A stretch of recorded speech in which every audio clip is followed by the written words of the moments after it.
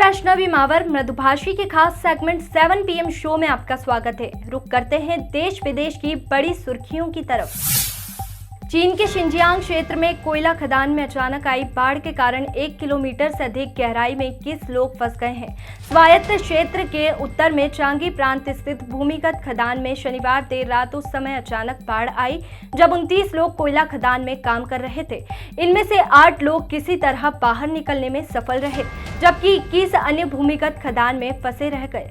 अभी ड्रेनेज उपकरणों के 3 सेटों के जरिए शॉफ्ट से पानी निकालने का काम किया जा रहा है। फंसे हुए लोगों से संपर्क करने के भी प्रयास किए जा रहे हैं। ब्राजील में ईसा मसीह का दुनिया का सबसे बड़ा स्टैचू का निर्माण किया जा रहा है।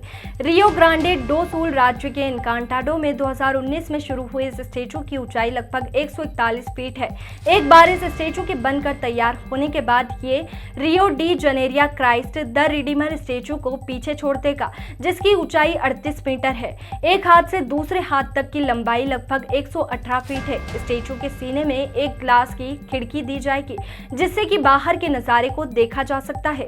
इसमें एक स्टील के फ्रेम का इस्तेमाल किया जा रहा है। म्यांमार में सुरक्षा बलों ने सैन्य तख्ता पलट के खिलाफ प्रदर्शन कर रहे प्रदर्शनकारियों पर फिर कड़ी कार्रवाई की। इसमें करीब 82 लोगों की मौत हो चुकी है। युंगन से करीब 100 किलोमीटर पूर्वोत्तर में स्थित बागों में सरकारी सुरक्षा बलों और पुलिस की कार्रवाई में कुछ प्रदर्शनकारी मारे गए।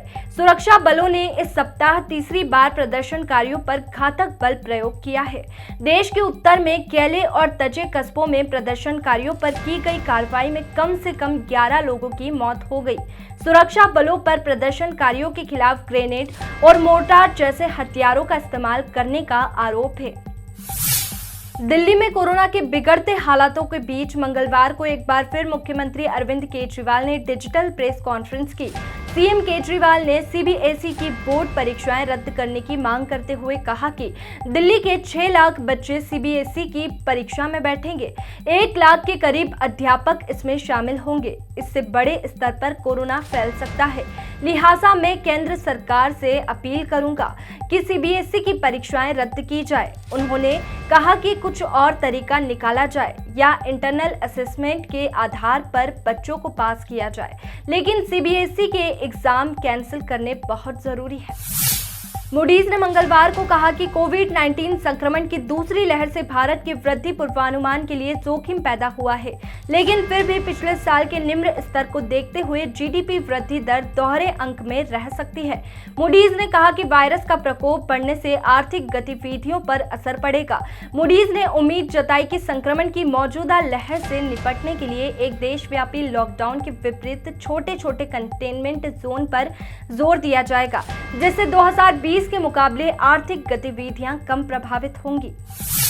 देश में सोने की मांग फिर बढ़ने लगी है। इस साल मार्च में देश में 98.6 टन सोने का आयात हुआ, जो मार्च 2020 से 8 गुना है। मार्च 2020 में 13 टन सोने का आयात किया गया था। ब्लूमबर्ग के आंकड़ों के अनुसार मई 2019 के बाद सबसे ज्यादा आयात है। ब्लूमबर्ग के अनुसार मार्च तिमाही के दौरान देश में पिछले साल की तुलना में आयात 2 गुना बढ़कर लगभग 190 टन रहा है। दिल्ली में केंद्रीय माध्यमिक परीक्षा बोर्ड सीबीएसई की परीक्षाओं को रद्द करने पर फैसला हो सकता है। मुख्यमंत्री अरविंद केजरीवाल ने केंद्र सरकार से 10वीं और 12वीं बोर्ड के एग्जाम लेने के फैसले को वापस लेने की अपील की है।